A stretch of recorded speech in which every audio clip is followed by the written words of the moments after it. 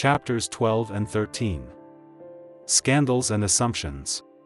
The cold months of winter in New York City can be harsh but are rarely a distraction to the northerners who are used to the frigid climate. Nothing short of a blizzard would keep them from being outside to take care of their daily business. The fresh snow and slippery ice decorating the front sidewalks of the Everett House located at 37th East 17th Street between Park and Fifth Avenues is just a few blocks from Samuel Tilden's Gramercy Park mansion. Through an office window, Colonel William Pelton watches as people busily rush along the sidewalks with their packages. He smiles when he sees a few children in hats and mittens frolicking in the snow.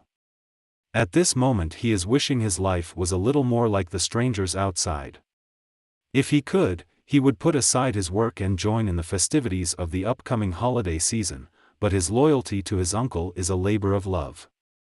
He will not give up until he knows he has done all he can to see Samuel in the White House. After a few moments, he turns from the frosty scenery outside his window. With a small sigh, he walks back to his desk and takes a seat across from Mr. Smith, who is working at Everett House headquarters this day to assist William in deciphering the incoming telegrams from around the country.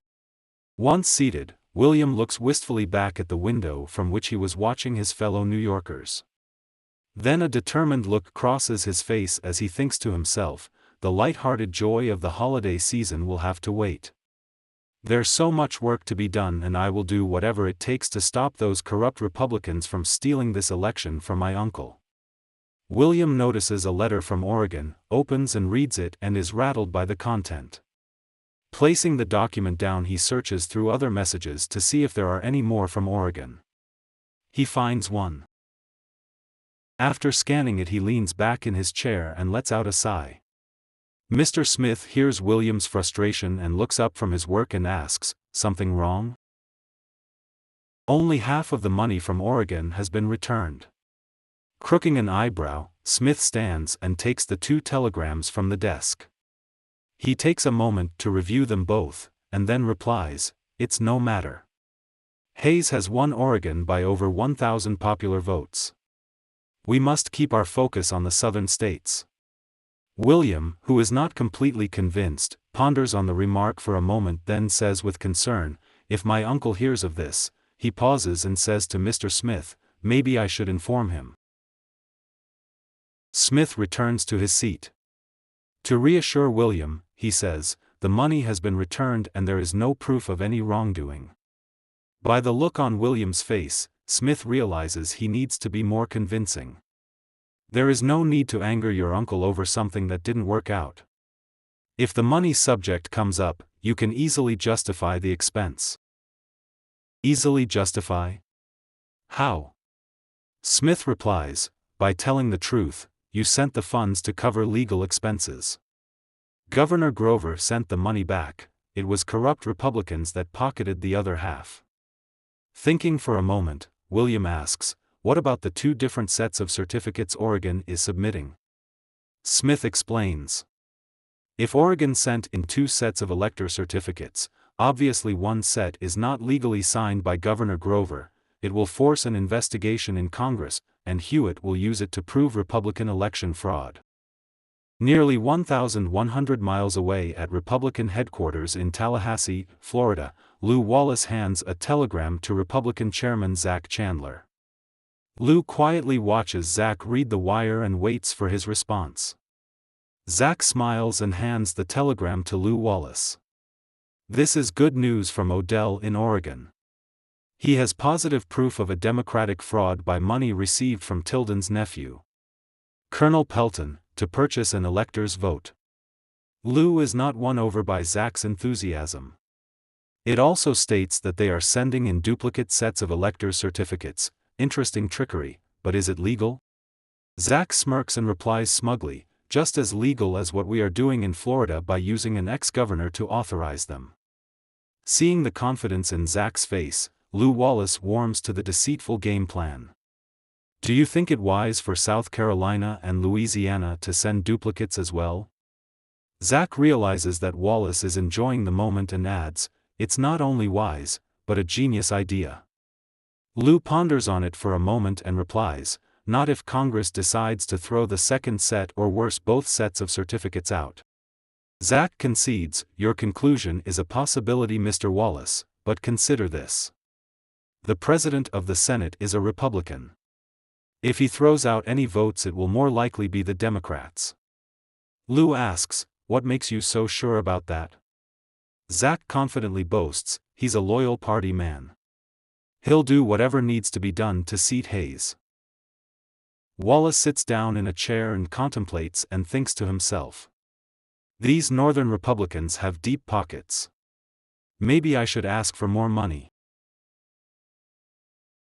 Back in New York City, Samuel and Mary are seated with John Bigelow in the front parlor in Tilden's Gramercy home. They are all near the glow and warmth of the fire that is burning in the handsomely carved mahogany-framed fireplace.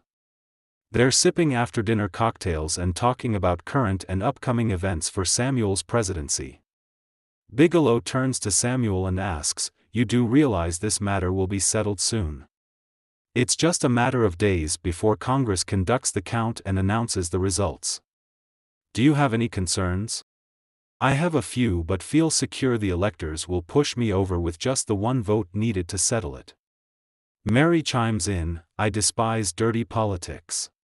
Deceit and trickery is shameful. Women would never stoop so low if they were in charge. Samuel reaches over and pats his sister's hand. Sure they would if the stakes were high enough. Mary frowns at his remark before Samuel reassures her, don't worry. I'll still support a woman's right to vote.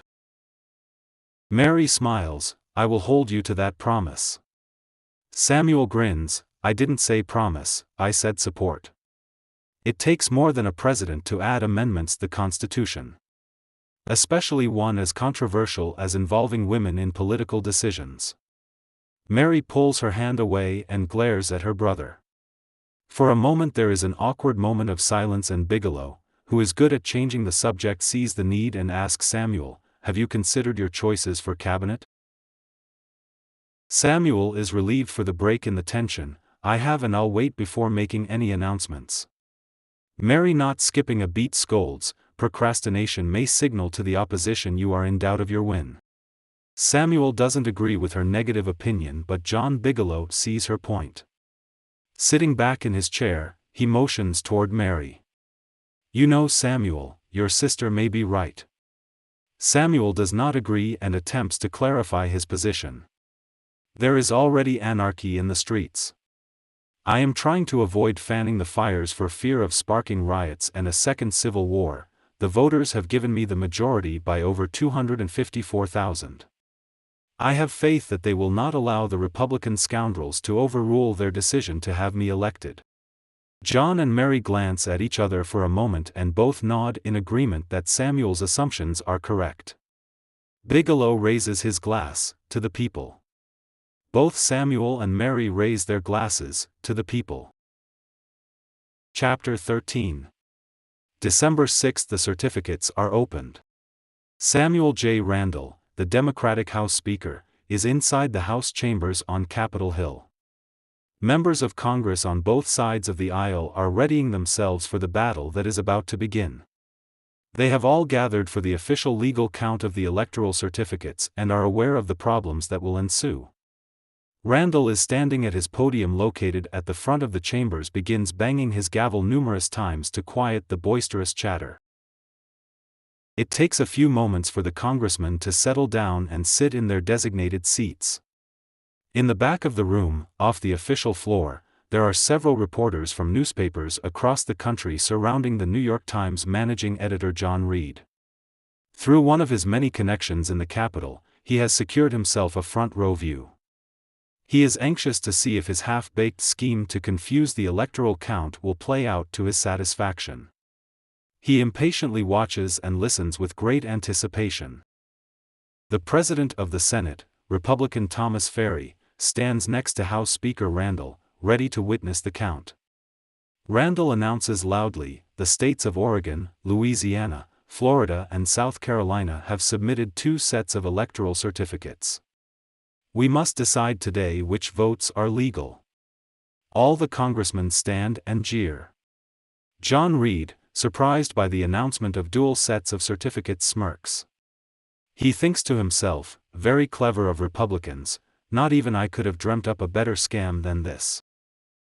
Congressman Hewitt stands and shouts, I have prepared a draft for President-elect Tilden. The people must assemble and protest against this fraud. They should not be robbed of their choice for president. A Republican congressman stands and hollers, fraud? What are you talking about? There is no deception. Republican Chairman Zach Chandler has messaged us that Hayes is elected. Not skipping a beat, all the Democratic Party members of Congress stand to boo and jeer in protest. Their voices are deafening.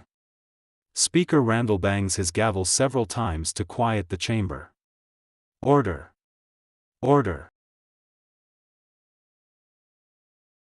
Unaware at the moment of the dispute happening at the Capitol building, President Grant stands by a window in his office intently watching the marching protesters and mumbles, "Don't these people have businesses and families that require their attention?" While watching the chaos, he doesn't notice when one of his aides enters the room. Realizing Grant doesn't know he's standing there, the aide clears his throat to get Grant's attention. Grant turns and gripes, "What is it?" He notices the aide's extended hand holding a message. "Well, don't just stand there. Bring it to me." The aide quickly walks to the president, hands him the message, nods and rapidly leaves the room.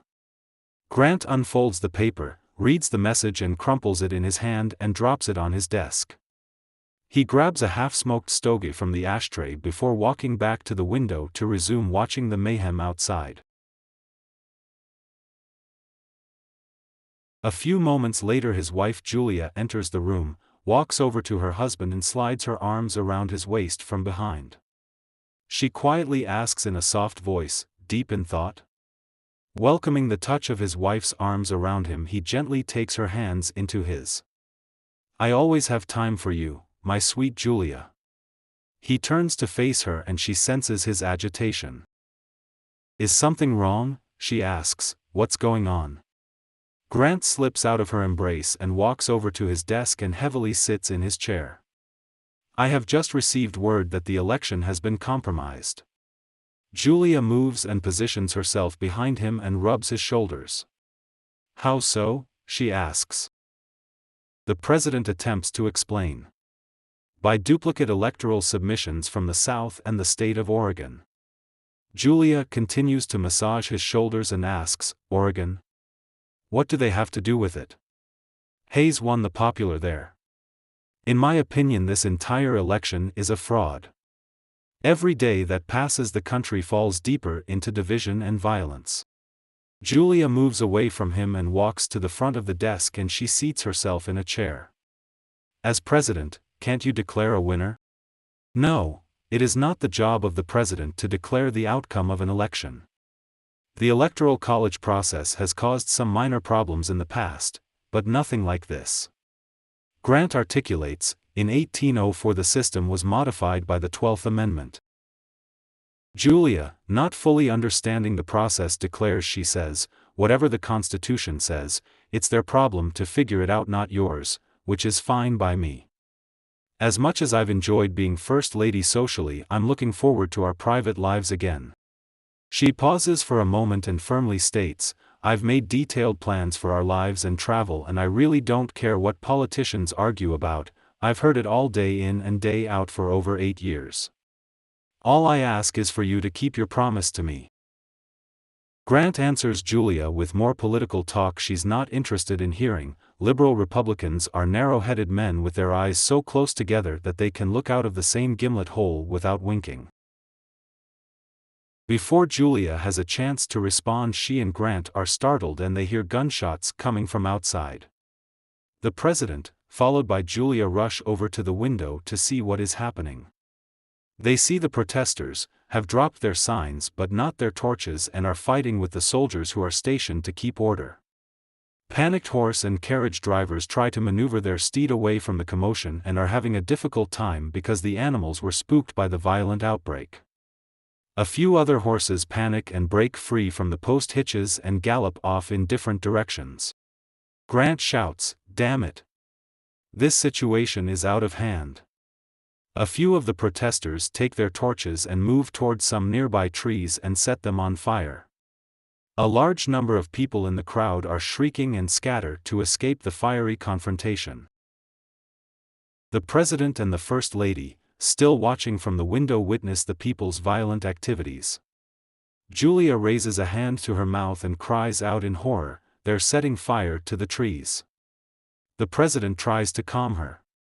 He knows his wife doesn't like hostility of any kind. A moment later, an officer of the guard enters the room, walks to the President, salutes and says, "The perimeter guards are having a difficult time with the demonstrators, sir." Grant points back to the window and fires back, "I can see that, Captain. Get more men out there immediately. Those people have a legal right to protest, but they cannot and will not be allowed to destroy public property. Get this situation under control at once." The captain salutes. "Yes, sir," and briskly walks out of Grant's office. That same evening, Governor Stearns is having similar problems with his own set of protesters. Like President Grant, Stearns is watching a mob from a window inside a hotel room. As in the nation's capital, this crowd in Florida is also violent, and the protesters are fighting amongst themselves.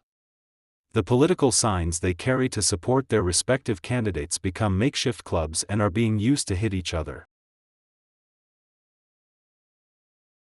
The soldiers, who are acting as guard, gather in formation. On order from their officer, they fire a volley into the air above the heads of the angry mob. Although this action succeeds in scaring off some of the rowdy protesters, many others stay to continue the brawl. One of the soldiers, a major who has just recently received his federal blue uniform, enters the governor's room to report the rioting.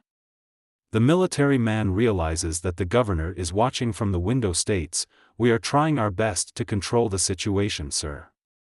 Your best does not seem to be good enough." Stearns gripes, "This situation is impossible. I can barely appear in public anymore without fear of being bumped on the head." The major walks to a window next to the governor and looks out at the fighting mob. "My men are controlling the situation as best they can, sir. Unfortunately, these riots are becoming rampant throughout the city." Governor Stearns walks over to a coat tree and takes his coat from it. As he slings the garment over his shoulders, he says, "Major, ready my carriage at once, and 4 of your best men." The major walks away from the window and faces Stearns. "With all due respect, sir, I'm not sure touring the city streets is safe. It's mighty dangerous out there, and parts of the city have become uncontrollable." The governor, annoyed by the major's warning, fires back, "Don't argue with me.